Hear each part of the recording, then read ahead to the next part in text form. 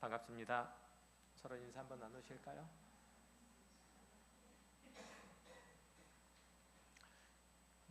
인사하셨어요? 안녕히 다녀오셨어요? 안녕히 다녀오셨어요? 안녕히 다녀오셨어요? 네. 교회는 나오는 게 아니고 교회에 들어오는 것. 교회는 오는 곳이, 교회는 가는 곳이 아니고 오는 곳. 아셨죠? 교회는 가정과 같은 곳이어서, 영적 가정과 같은 곳이어서, 본향과 같은 곳이어서 오는 곳이지 잠깐 들렀다 가는 곳이 아닌 거죠. 맞죠? 절대 동의를 못 하시는, 이를 악물고 계시는 분이 계세요. 동의를 못 하셔가지고. 교회는 그런 곳입니다. 말씀 함께 나누도록 하겠습니다. 지난주에는 아버지께서 아들에게 주신 만민을 다스리는 권세를 아드님이 어떻게 사용하셨고 그 결과가 우리에게 어떻게 또한 나타났는지 살펴보았습니다. 본문 2절을 보면 예수님께서 그 아들에게 왕적 권세를 주신 목적이 아주 분명하고 또렷하게 나타나 있죠. 아버지께서 아들에게 주신 모든 사람에게 무엇을? 영생을 주게 하시려고 만민을 다스리는 권세를 아들에게 주셨음이로소이다. 아들에게 주신 모든 사람에게 영생을 주게 하시려고 예수님께서는 그 권세를, 그 하늘과 땅을 지으신 하나님의 그 권세를 사용하셨다는 것이죠. 자, 그러면 우리는 당연히 이런 질문을 해야 돼요. 도대체 영생이 무엇이기에, 얼마나 대단한 것이기에 주님께서는 만민을 다스리는 그 권세를 사용하셔서 오히려 십자가 고난을 당하셔서 그 영생을 우리들에게 허락하셨는가? 성도들의 대부분은 영생하면 요한복음 3장 16절, 하나님이 세상을 이처럼 사랑하사 독생자를 주셨으니 이는 그를 믿는 자마다 멸망하지 않고 영생을 얻게 하려 하심이다. 자, 여기서 영생에 대한 우리의 이해는 뭐냐면 멸망하지 않는 것, 그죠? 죽어서 지옥에 떨어지지 않는 것, 그리고 천국 가는 것, 이걸 이제 영생이라고 이해를 하죠. 그러나 요한복음 3장 16절에 나타난 믿는 자에게 주시는 영생에 대한 약속은 그 영생에 대한 본질적인 설명이라기보다는 기독교 신앙 안으로 들어오게 된 자가 처음으로 경험하는, 처음으로 맞닥뜨리게 되는 하나님과의 만남을 말해요.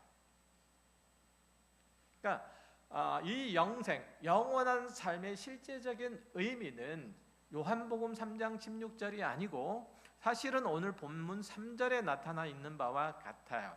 뭐라고 얘기하죠? 영생은 곧 유일하신 참 하나님과 그가 보내신 자 예수 그리스도를 아는 것이다 라는 것이 영생이라는 거죠. 일반적으로 우리가 아는 바 영생은 시간적으로 영원히 사는 것, 아까 말씀드렸던 것처럼 영원한 천국에 들어가는 것, 영원히 죽지 않고 소멸되지 않고 존재하는 것, 이렇게 이해하죠. 와, 이렇게 무관심할 수가. 듣고 계세요? 듣고 계셔야 돼요. 주의를 좀 집중.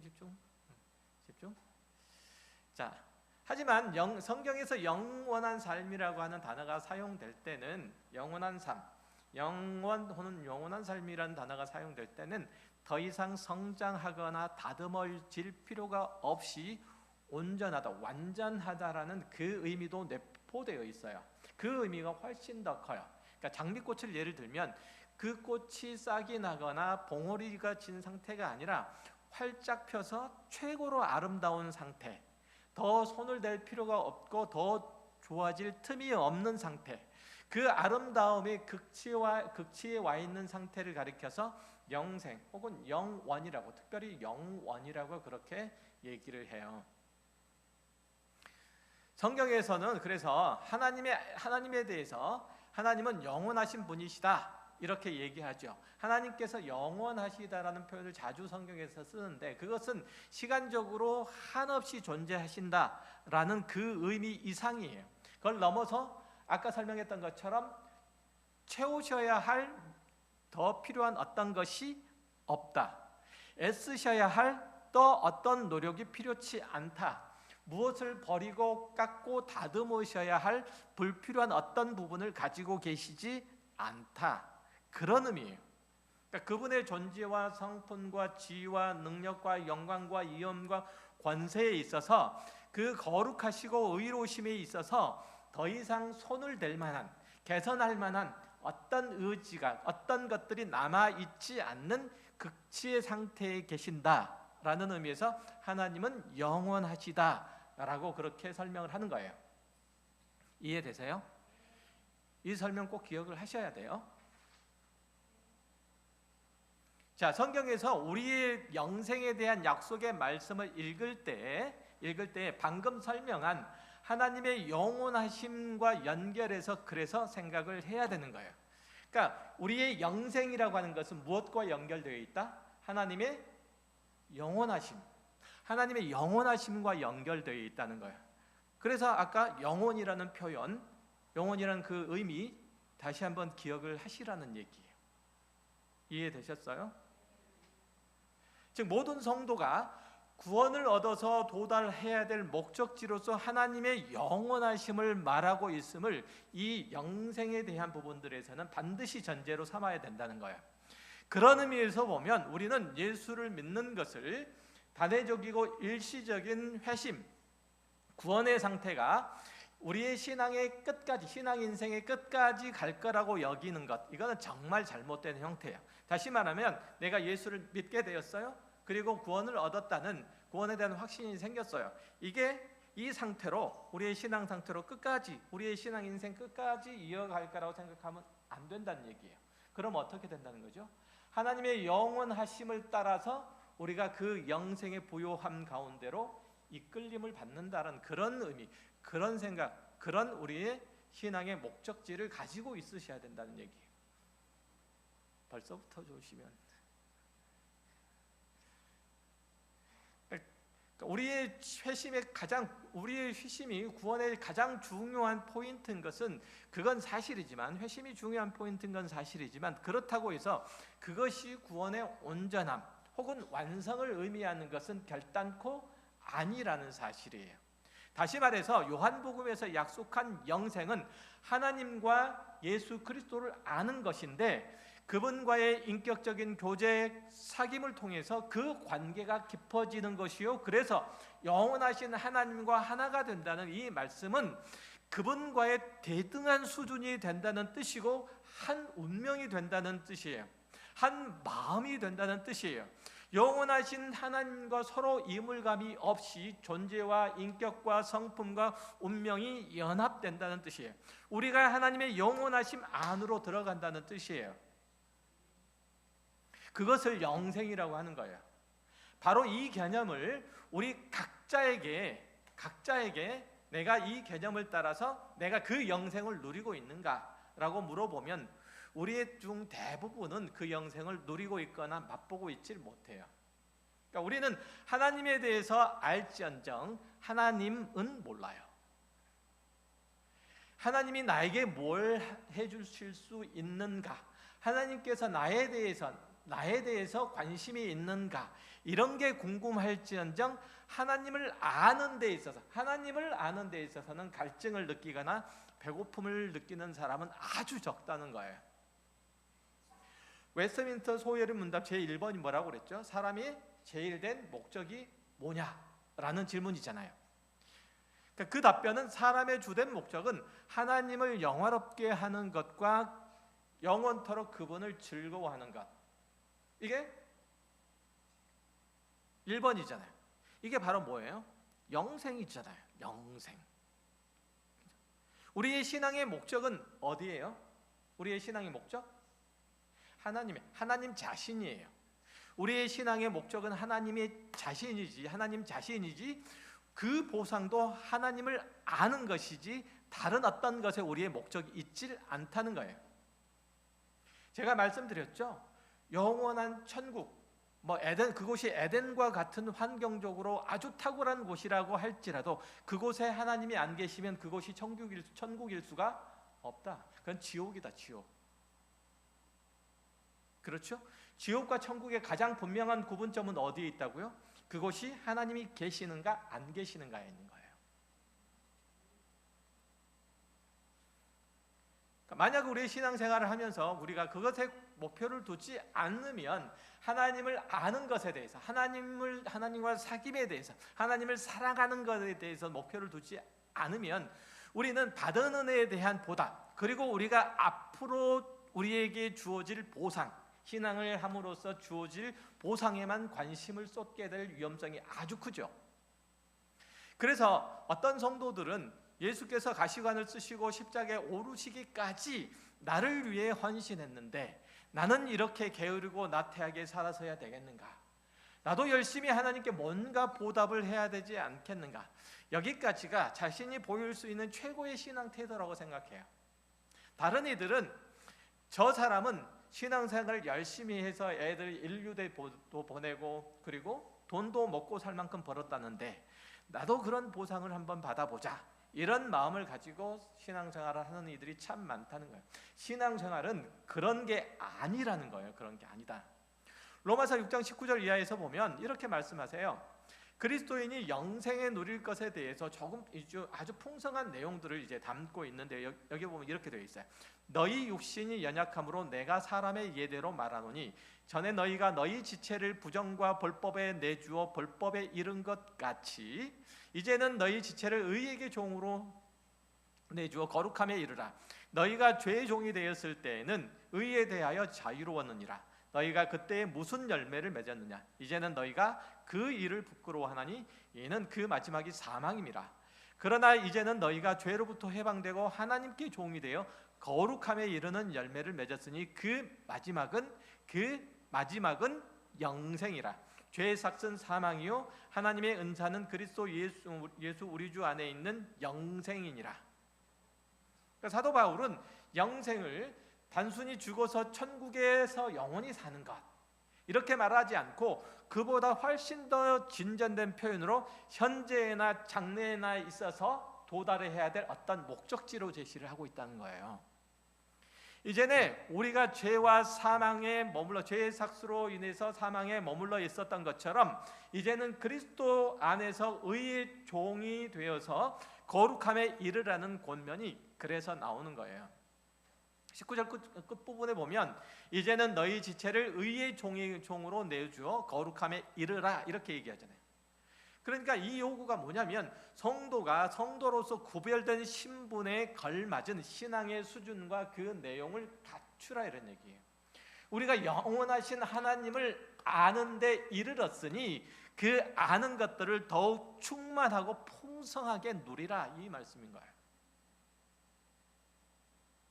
그래서 사도 바울이 서신서를 보면 우리를 이렇게 돼 있죠. 우리를 의의 종으로 하나님께 드림으로써 거룩에 이르라 라고 하는 그런 표현들을 많이 써요. 하나님께로 이르라라는 뜻이에요. 고린도 교회 같은 경우에도 그 안에 음행이 있고 투기가 있고 분쟁이 있는데도 그들이 하나님의 자녀인 것을 계속 각인시키면서 같은 말씀을 하고 있거든요. 그러니까 모든 성도가 다 한 가지로 한 목표와 한 뜻과 한 방향성을 가지고 나아가되 그것은 어디를 향하는 거예요? 영원하신 하나님 앞으로 나아가는 거예요. 이게 영생의 삶이에요. 방금 전에 있었던 로마서 6장 결론이 뭐죠? 죄의 삭은 사망이고 하나님의 은사는 그리스도 예수 우리 주 안에 있는 영생이라 라고 말씀하시잖아요. 이게 우리가 마땅히 꿈꾸고 추구하고 목표로 삼아야 될 그 지점인 거예요.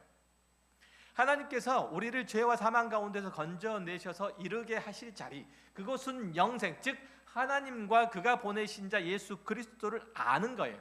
하나님 아버지와 아들이신 예수께서 한 성품과 한 뜻과 한 본질을 가지심으로써 하나 된 것 같이 우리를 그 예수 그리스도와 하나님과의 하나됨 안으로 초대하고 있는 거예요.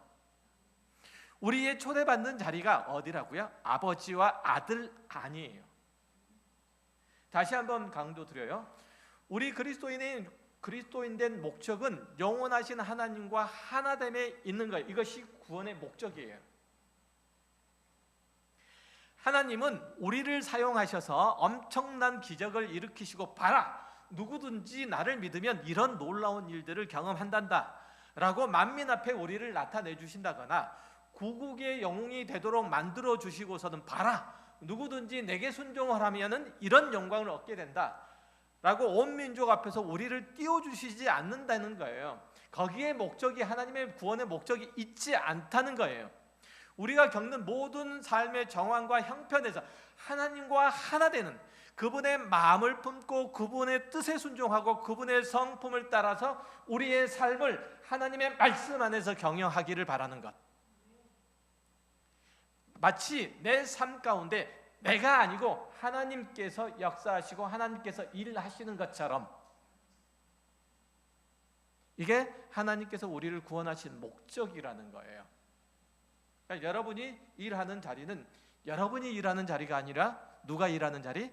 하나님께서 일하는 자리인 거예요.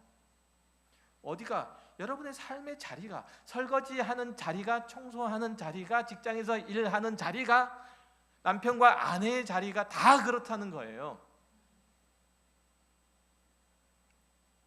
하나님은 우리에게 주어진 매일의 일상에서 그 자녀로 사는 역할로 우리를 부르신 거예요. 이거 잊으시면 안 돼요.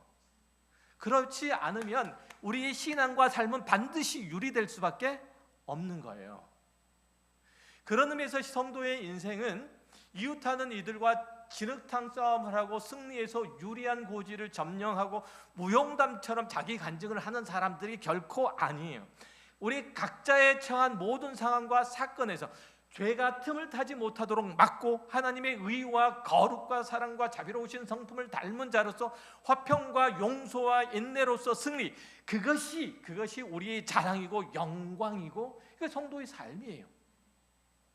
그렇게 거룩하신 하나님 앞에서 살도록 하시려고 하나님께서는 우리를 부르셨다는 거예요. 얼마나 영광스럽습니까?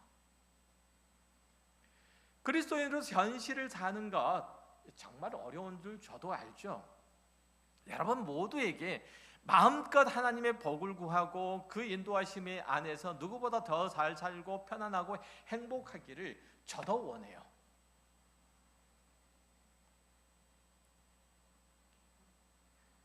아닌 것처럼 그렇게, 진짜 원한다니까요.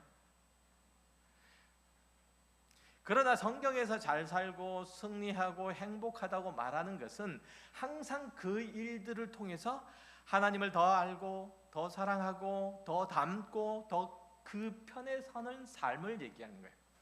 그 모든 일들을 통해서 우리의 죄악된 성품이 하나님의 거룩하시고 영광스러운 성품으로 새로워지고 온전해지는 것을 성경이 말하는 행복, 승리, 형통, 이렇게 얘기를 하는 거예요. 세상이 말하는 복, 형통, 행복, 이런 것과 성경이 말하는 것은 그 결부터가 달라요.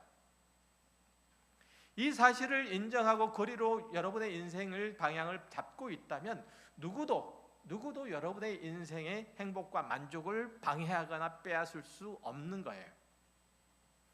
또한 우리의 삶 속에서 지루할 틈도 불행의 순간도 실패의 눈물도 없다는 거죠. 우리의 욕심을 만족시킬 수 없어서 흘리는 눈물은 있을지언정 그리스도 안에서의 실패와 회의와 좌절은 없다는 거예요. 이게 성도의 신앙 인생이라는 거예요. 그리고 그리스도인으로서 그런 승리와 영광이 기필코 우리 앞에서 펼쳐질 수밖에 없다는 것은 하나님께서 우리들에게 주신 약속이에요. 로마서 6장 22절.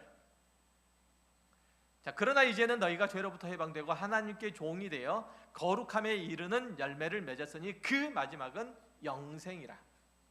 우리의 신앙의 인생의 결과, 마지막 그 완성은 뭐라고요?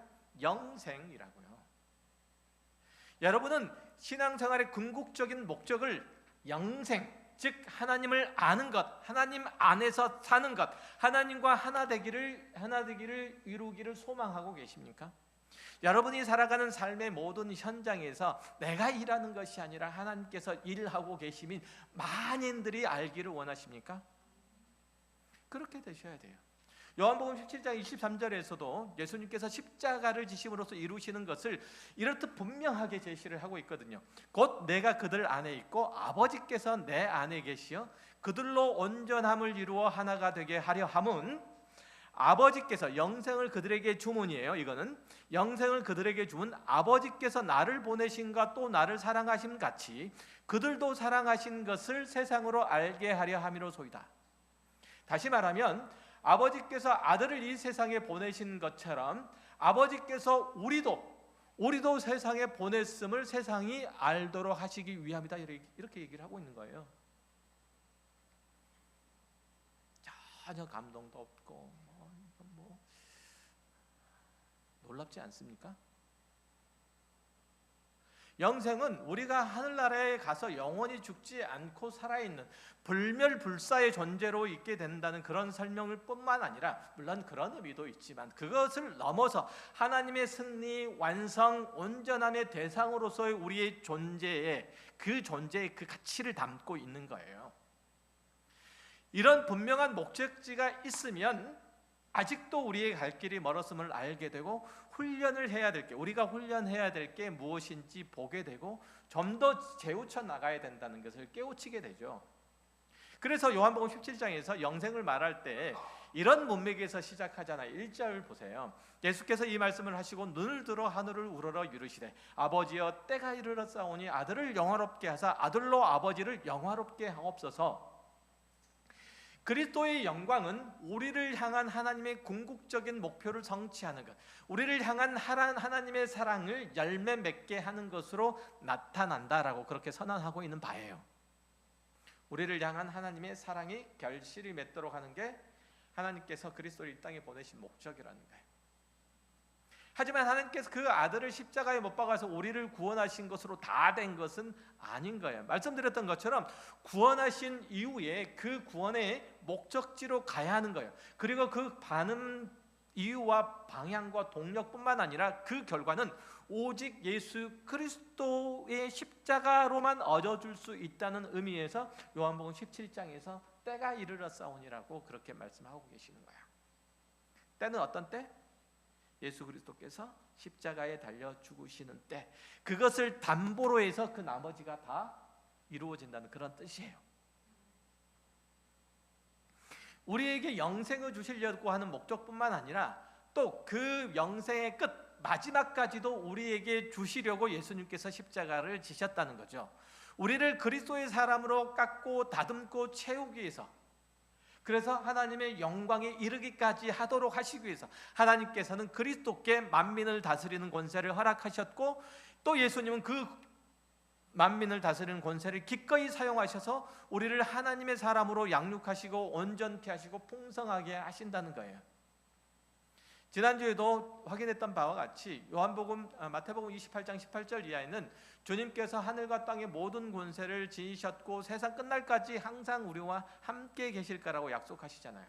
그러니까 십자가 사건으로 다 이루셨음에도 불구하고 이러한 약속이 이 세상 끝날까지 너희와 항상 함께 하려고 하는 이 약속의 유효한 이유는 예수님의 구속 사역으로 인해서 우리가 하나님의 자녀로 태어났지만 그 출생한 자녀를 성장시키고 성숙시켜야 하기 때문에 주님께서는 만민을 다스리는 권세로 지금도 일하시고 우리와 함께 계시고 우리를 온전케 하시는 그런 일들을 지금도 해 가신다는 뜻이에요. 자, 이에 대한 확실한 증거가 에베소서 1장 20절 이하에 보면 나타나요. 그 능력이 그리스도 안에서 역사하사 죽은 자들 가운데서 다시 살리시고 하늘에서 자기의 오른편에 앉히사 모든 통치와 권세와 능력과 주권과 이 세상뿐 아니라 오늘 세상에 일컫는 모든 이름 위에 뛰어나게 하시고 또 만물을 그의 발 아래 복종하게 하시고 그를 만물 위의 교회의 머리로 삼으셨느니라. 예수 그리스도는 이 세상의 모든 통치자와 권세자와 주권자 위에 계실 뿐만 아니라 이 세상의 모든 이름보다 더 큰 이름을 가지셨다는 거예요. 그 권세로, 그 이름으로 뭘 하시죠? 그 권세로, 그 이름으로 뭘 하세요? 교회를 세우시고 교회의 머리가 되셨다는 거예요. 우리를 부르시고 우리의 머리가 되셨다는 거예요.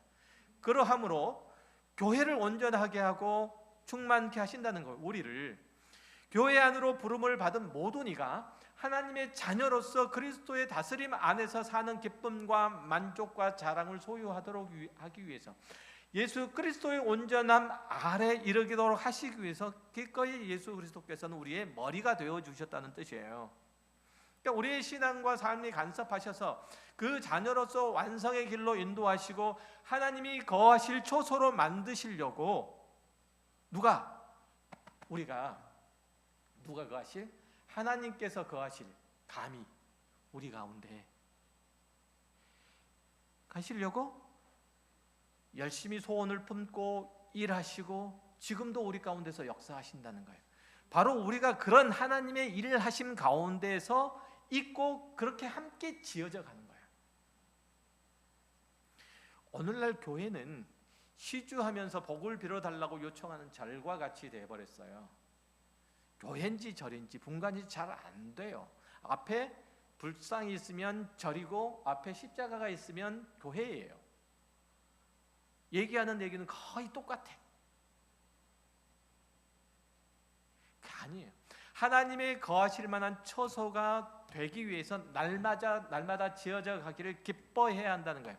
우리가 하나님께 무엇을 드린다거나 하나님 대신해서 뭔가를 하려고 여기에 모인 것이 아니라는 얘기예요. 물론 하나님께서는 우리의 헌신도 요구하시기도 하시지만 그것 때문에 우리를 부르시는 것은 절대로 아니에요. 교회는 하나님을 위해서 무언가를 해드리는 곳으로 존재하는 것이 아니라 하나님의 기뻐하심을 입은 사람으로서 우리가 훈련받는 곳이에요. 우리가 하나 되는 것이에요. 하나님이 거하실 만한 초소가 되어져 가는 곳이에요. 이게 교회예요. 하나님은 우리 각자에게 찾아오셔서 그 구원을 이루시고 하나님의 영원하심 안으로 부르신 거예요. 하나님의 영원하심 안으로 부르신 거예요. 교회가 그런 곳이에요. 하나님은 우리에게 어떤 일들을 맡기시려는 그런 목적을 두고 부르시는 것이 아니라는 거예요. 다시 말씀드려요. 하나님께서는 우리들에게 어떤 일들을 맡기시려고 우리를 종으로 부르시는 것이 아니라는 거예요. 우리 각자가 하나님의 목적이라는 거예요. 우리 신앙의 목적이 하나님이어야 하듯이 하나님도 우리를 목적으로 두고 계시다는 거예요. 그분과 하나 되어서 그 성품과 계획과 뜻을 헤아리고 동참하고, 그래서 하나님의 인도하심을 따라서 커가느냐, 이게 우리의 신앙의 유일한 쟁점일 뿐이에요. 여러분이 아프거나 건강하거나 어렵거나 평안하거나 그 어떤 상황에 있더라도 우리를 하나님의 사랑에서, 그리스도의 사랑에서 끊을 수 있는 것은 아무것도 없는 거예요. 왜냐하면 우리가 그의 사랑받는 자녀이기 때문이에요. 우리가 그 안에서 지어져 가고 있기 때문에 그래요. 그런데도 우리는 매 일상에서 일어나는 사소하게 걸리는 일로 인해서 짜증내고 내 마음대로 일이 진행되지 않는다고 원망하고 별일 없다고 신앙에 있어서 게으름을 피우기가 일쑤잖아요. 그렇죠? 어제와 다른 변함없는 오늘이 연속적으로 이어지기 때문에 내가 신앙에 나태해. 그러면 안 돼요. 하나님은 내가 일하려는 일들의 조수가 아니시고 내 욕심을 채워주는 우상이 아니세요. 오히려 우리가 하나님께 속해 있고 하나님의 일하심의 대상이에요. 하나님께서 우리의 기쁨의 대상이지,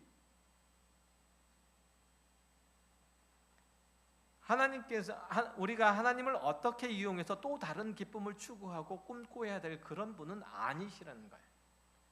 우리는 모든 신앙을 하나님의 높으신 지혜와 크신 능력과 깊은 사랑 안에 두어야 되는 거예요. 우리는 하나님에 대한 몇 가지 정보, 하나님에 대한 몇 가지 정보만으로 신앙의 기초를 삼죠. 그렇지 않아요? 하나님은 이런 분이시다라는 몇 가지 정보들, 이런 것들만 가지고 신앙의 기초를 삼고 그것으로 하나님을 재단하려고 해요. 그리고 그것으로 하나님을 조종하려고 해요. 그런 시도를 그만두셔야 돼요. 우리는 그분을 사귀는 신앙으로 가야 되죠. 그러기 위해서는 우리와 같이 되시고 십자가를 지시며 끝내 우리와 하나가 되신 예수 그리스도를 배우고 그를 따라가야 해요.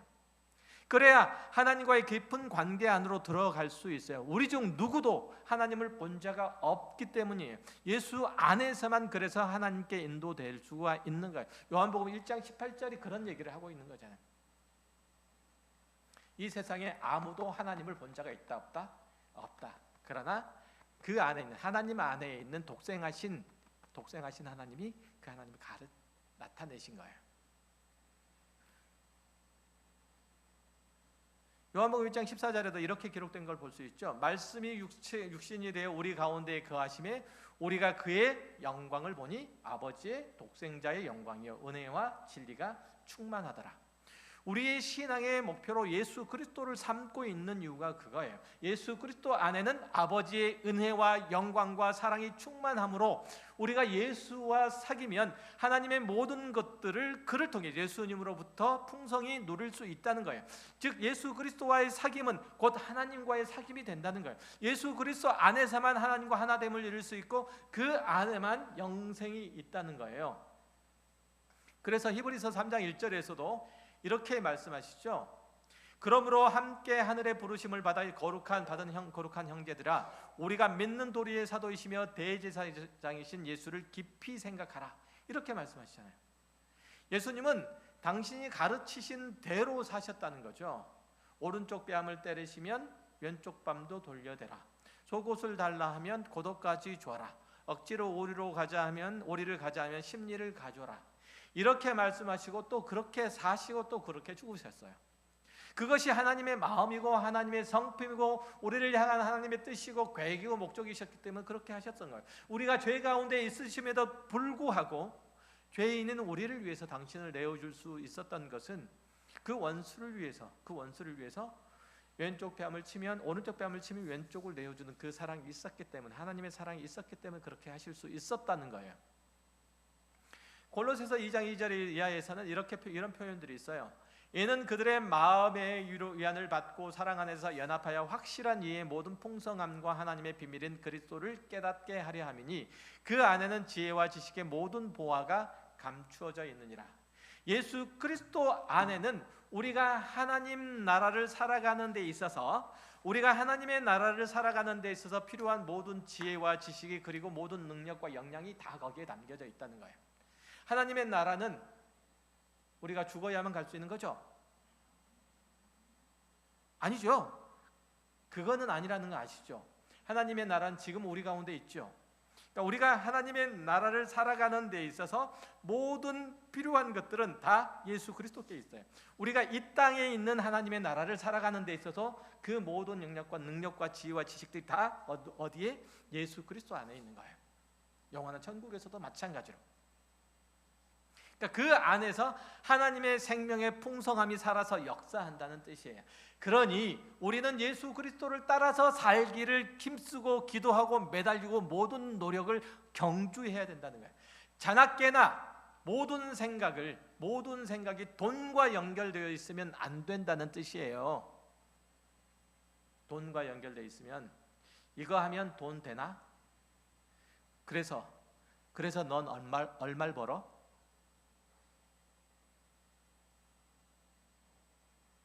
안 찔리세요?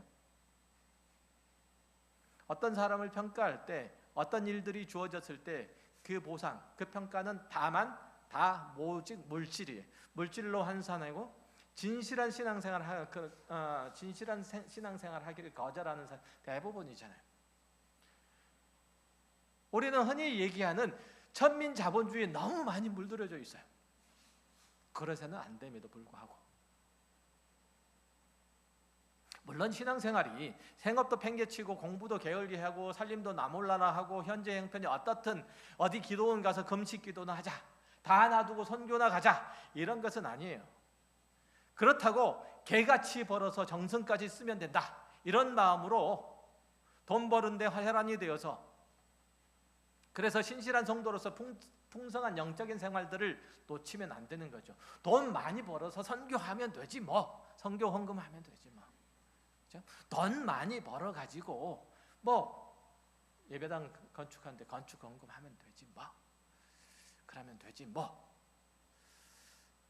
이건 안 되는 거예요. 그리스도인으로서 십자가를 지신 겸손의 왕을 따라서 사는 삶을, 그런 생활을 외면해서는 안 되는 거예요. 아마도 지금 여러분의 마음에 이런 생각이 들 수도 있어요. 그렇게 살아야 하는 줄을 내가 알겠는데 지금 나에게 주어진 현실은 도무지 외면할 수가 없다. 돈 하는 것을 도무지 벗어나기가 어렵다.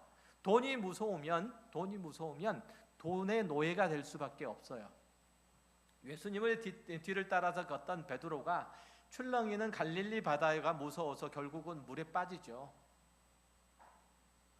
바다가 무서우면 물에 빠질 수밖에 없는 거예요. 그게 편하죠. 그게 편해요. 쏟아지는 장대비 속을 가장 편안하게 걷는 방법은 쓰고 있는 우산을 버리는 거예요. 처음에는 비에 젖는 느낌이 조금 불편할 수 있지만 비에 흠뻑 젖으면 훨씬 더 편해요. 하지만 그리스도인은 바다 위를 걸어야 하고 우산을 쓰고 목적지까지 가야 돼요. 공격해오는 적이 무서우면 성문을 활짝 열고 두 팔 벌려서 적을 환영하고 기꺼이 그들의 포로로 끌려가면 돼요. 그들의 노예로 살면 돼요. 전혀 문제가 안 돼요. 그렇잖아요. 자유민으로 살려고 하면 문제죠. 하나님께 내 믿음 없음을 불쌍히 여겨달라고 기도하면서 조금씩 대적해야 되는 거예요. 그래서 우리는 세상의 그 흐름에, 그 정신에, 그 사조를 대적해 가야 되는 거예요.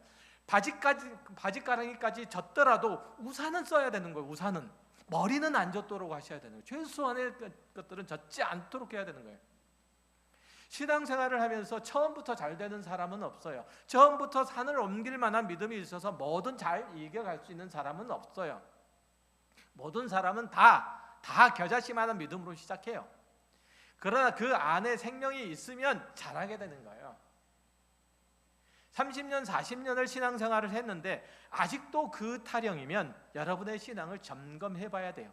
혹시 여러분의 믿음의 겨자씨가 땅에 안 심겨져 있고 누구 보여주려고, 누구에게 자랑하려고 샘플 병에 담겨져 있지 않는지 살펴보란 말이에요. 병에 담겨져 있으면 100년, 1000년이 돼도 싹 안 나요. 안 자라요. 교회 안에서 누구나 할 것 없이 다 고만고만한 신앙의 수준이면 얘들은 누구를 따라 배우고 이제 교회에 들어온 새 신자는 누구를 본받아야 돼요? 신앙의 역사가 있는 교회가 다른 것은, 저는 이런 교회가 몹시 부러운데 어쨌든 믿음의 선배가 있고 또 신앙이 본이 되는 이들의 이야기가 있기 때문에 그래요. 우리 눈에 보이는 곳에서 이 일을 자극하고 도전하는 이들이 있어야 된다는 뜻이에요. 우리 신앙을 자극하는 이들이 있어야 되는 거예요. 장로, 그렇게 믿음의 싸움을 싸우면서 늙어가는 이가 있고, 이 장로예요. 권사, 권세권, 스승사, 그리스도의 권세, 즉 만민을 다스리는 그 권세와 능력과 지혜와 영광으로 십자가를 지는 그 능력으로 어린 성도들을 살피는 이가 있어야 되는 거예요. 이 권사예요. 전통이 있고 역사가 있는 교회에는 이런 분들의 이야기가 있어야 되는 거예요. 이야기가. 여러분들의 이야기가 있어야 되는 거예요.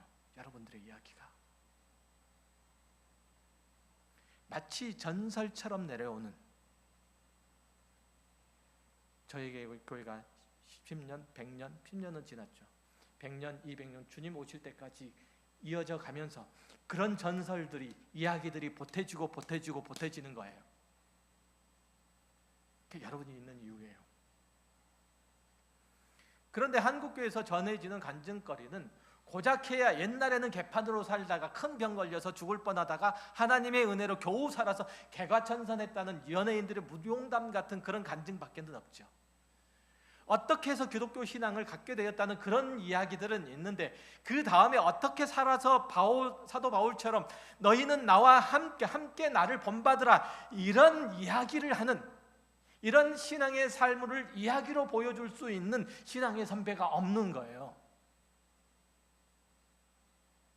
장로 권사만 욕해서 서운할지 모르니까 목사 얘기도 좀 할게요. 은퇴한 목사들도 한국교회를 위해서 쓴소리를 한답시고 쉬도 없이 떠들어대는 게 요즘 유튜브나 이런 것들 보면 많이 나와요. 그러면서 자기 얼굴에 침 뱉는 소리를 너무 많이 해요. 한국교회를 고친다고 수술용 메스를 들고 있는 게 아니라 회칼을 들고 설쳐요. 포 떠가지고 초장을 떠서 잡수시겠다는 그런 뜻인가 봐요. 제발 훈수 둔답시고 여기저기서 참견 말고 기도나 좀 해주셨으면 하는 생각이 그 영상들을 볼 때마다 제가 드는 생각이에요. 여러분 유튜브나 다른 짤막한 영상들을 올려놓은 다른 플랫폼들을 보면 거의 많은 사람들이 이거예요. 나는 안 그랬어. 나는 안 그래. 이런 소리 얼마나 많이 들어요. 신앙이 어린 성도들은 그런 얘기도 들으면 다 그래요. 거의 100이면 99.9는 그래요. 자기 신앙을 버리는 구실로 삼아요. 그래서 나는 한국 교회에 안 나가. 한국에 있을 때 교회 안 나가 이런 뜻이에요. 그럼 어디서 교회 나가려고? 천국에 가서? 그러니까 자기가 교회 안 나가는 핑계거리로만 사용하잖아요. 이왕 은퇴를 했으면 거기 시골 교회 할머니 할아버지들에게 성경 얘기나 들려주면서 함께 늙어가면 좀 좋아요. 요즘은 애들은 없으니까. 그게 가치 없고 의미 없는 일인가요? 그렇게 싫고 그거 싫고 주목받기를 원하면 75세 80세까지 계속 강단에 버티고 계시면서 한국교회 새로운 종교 개혁을 위해서 노구를 던지시던지, 신앙생활을 오래 했고 또 목사로 장로로 권사로 봉직했으면 산전수전 공준전 다 겪은 백전노장의 냄새가 나야 되는 거예요. 그렇잖아요. 신앙의 연륜이 50년, 60년, 70년 이렇게 되면 그 값을 해야 된다는 뜻이에요. 그 값을. 왜 5년, 10년 하는 사람하고 똑같아요. 신앙의 인격이, 제 삶에서 풍기는 이미지가. 예수를 믿으면서 이만큼 살아왔으면 적어도 영생의 길을 걷고 있다는 그런 느낌이 있어야 하는 거예요. 세상 사람들이 볼 때 저 사람과는 그래도 말이 좀 통하네, 상식선을 지켜가는 것 같네, 이런 느낌은 들어야 돼요. 아니 저렇게 이기적이고 저렇게 몰상식할 수가, 이런 탄식이 나오도록 하면 안 돼요. 처음에는 세상사를 위해서 신앙을 가져다 쓸 수는 있어요. 하지만 신앙생활을 거듭하면 거듭할수록 그리스도를 아는 일에, 하나님과 하나가 되는 일에 소원을 품고 세상 자원들을 다 거기다 쏟아 부어야 해요. 하나님의 영광스러운 그 부르심에 응답하고 그 안에서 하나님을 아는 삶을 살아가야 하는 거예요. 이게 영생의 삶이에요. 연예인 어떤 이 집에서 14년 동안 그 가정일, 가사 일을 도맡아 해줬던 가사 도우미가 14년 후에 그 집을 떠나면서 나는 네 같은 사람 때문에 교회를 안 나가, 이렇게 떠났대요. 거기에 막 댓글이, 그걸 이제 기독교 방송에서 간증했는데 그 사람이 뭐라고 했냐면, 그 연예인이 뭐라고 했냐면 그분이 나를 용서하지 않아도 괜찮으니 그분이 하나님을 믿었으면 좋겠다 라고 그렇게 고백을 하는 얘기를 들었다라고 얘기를 해요. 그 댓글이 뭐냐면, 하나님 앞에 용서를 빌지 말고 그 사람한테 가서 용서를 빌지, 그런 댓글이 나왔더라고요. 물론 이런저런 생각들도 있고 말들이 많죠. 그러나 그 얘기들은 그 사람에도 책임이 사실은 있는 거죠. 14년 동안 한 집에서 일을 했다는 얘기는 사실은 그 연예인이 잘 해줬으니까 14년 동안 일을 하지, 그렇지 않겠어요? 아닌가? 잘못 생각했나? 14년 동안 일을 했으면 잘 해줬으니까 14년 동안 한 집에서 일했지. 그렇죠? 그거는 생각 안 하고 마지막에 나갈 때 뭔가 섭섭했겠죠. 그래서 그런 얘기를 했겠는데, 그런 얘기를 어떤 누군가를 지칭하지 마시고 우리 각자의 삶 가운데 우리가 누군가에게 이런 말을 듣고 있지 않나를 살펴야 된다는 뜻으로 제가 이 말씀을 드리는 거예요.